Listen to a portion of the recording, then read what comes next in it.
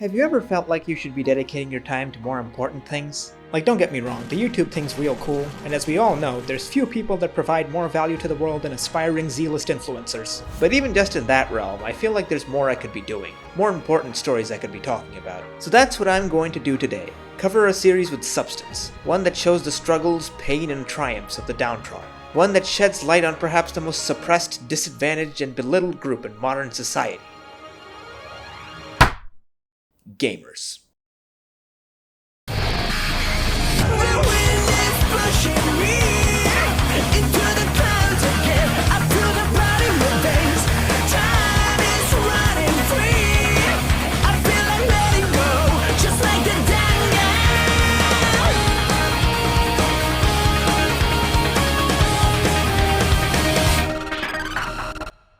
Imagine a world where fully immersive VR tech has achieved mass adoption, expanding its core audience beyond rich people and new age grifters to the general public as a whole. Now imagine that even within this new paradigm of near limitless potential, the game industry still pumps out just as much rushed, poorly conceived, and barely playable dog shit as it does today. That is the world of Shangri la Frontier, featuring our main character Sunraku, who delights in nothing more than finding and beating the worst games ever made. Basically the AVGN, but Japanese and a masochist. He's gonna take you back to the future to play the shitty games that cause tumors. And you know he's a real gamer, because the first time we see him interacting with another person, it's him bragging about suffering through an agonizing slog of a game solely for the reward of getting to beat up a woman that slighted him. However, after his latest triumph, he decides on a whim to seek forms of pleasure that aren't the digital equivalent of 10,000 volts to the groin, and picks up the hit new MMO, Shangri la Frontier. So begins his adventure, using his Kusoge-hardened gamer instincts to quickly rise the ranks and become one of the most well-renowned players in the game. A thoroughly generic premise that is carried astoundingly well by an outright Antoinettian caliber of execution, the most obvious component of which being the artwork. Because in spite of this being an adaptation of a light novel, the artist goes absolutely apeshit, rendering this world in an art style that is, while not the most distinctive,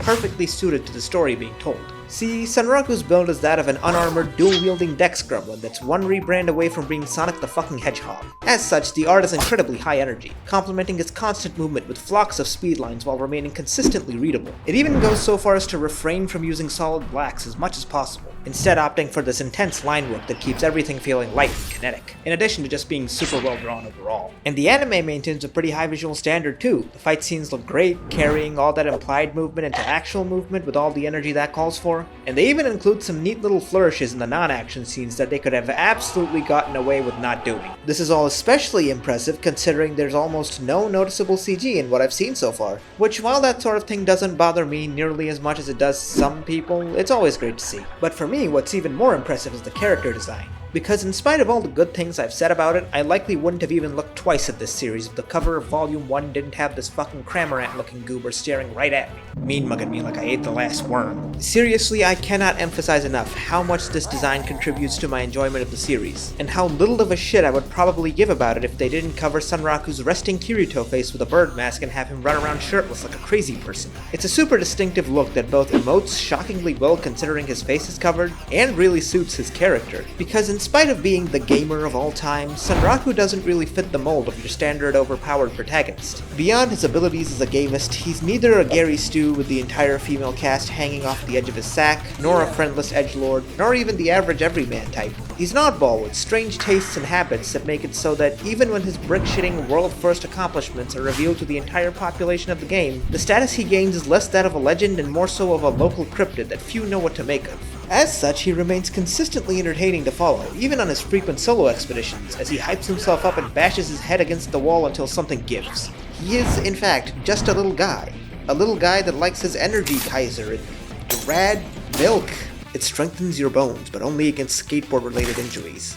This approach to the genre applies to the characters and world as a whole. Nothing mind-blowing in any particular department, but executed in this slightly off-kilter way that draws less from general power fantasies and more from the experiences of having fun playing a video game. This is not about saving the realm or becoming a better person. The stakes are exceptionally low. Die in the game and the worst that can happen is losing some progress, an item or two, and maybe getting called a slur. The series is also set during summer break, so the characters are free to no-life the game to their heart's content. Sunraku Sanraku doesn't even have the shut-in NEET problem, since his entire family is equally as autistic as he is, and all mutually agree to spend time doing their own shit so long as they have lunch together. The only things at stake are in-game content, clout, and shit-talking privileges. Welcome to the real world! Which for many will probably be a deal-breaker in terms of long-term investment, but personally for me it was a nice palate cleanser. Even if they do use the word gamer constantly and without irony to the extent that certain scenes become impossible to take seriously. Because even that you look like just enough XP earnestness of how seriously it takes gaming is part of the appeal, I think. It demonstrates the sincere and unabashed love the author has for video games, and it's a love you can feel in virtually every aspect of the series. It's why it doesn't feel the need to rely on a lot of the genre's crutches. None of the characters are losers or social outcasts that bag the class idol or become the coolest and awesomest guy, because video games are rad and that fact is self-evident.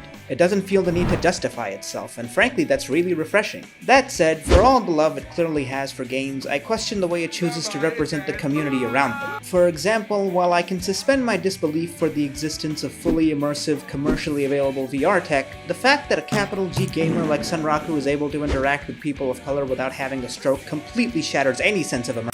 The player base of Shangri la Frontier acts a lot more rigid and hostile than you would expect, with the factions treating info on scenario triggers like political bargaining chips instead of blasting every potential new discovery all over social media like they would in real life. They're also really judgy about people wearing weird outfits, as if freak shit avatars aren't a time-honored tradition in any game with a character customization system. Like, what do you think this is, church? Make a creature, you fucking squares. Beyond that, the characters also consistently bring up how well made the game is, in spite of the multiple glaring instances of blatantly awful design which they just kinda gloss over, which include but are not limited to special moves with a week-long cooldown, persistent story-critical NPCs that never respawn upon death, and raid bosses that are so hilariously bombastically overtuned with multiple instant kill moves and single-frame parry windows that in spite of the game being out for almost a year with over 30 million active users, no one is able to beat one until Twink Punkduck and his gremlin crew come along cracked out of their minds on Energy Kaiser and Rad Milk.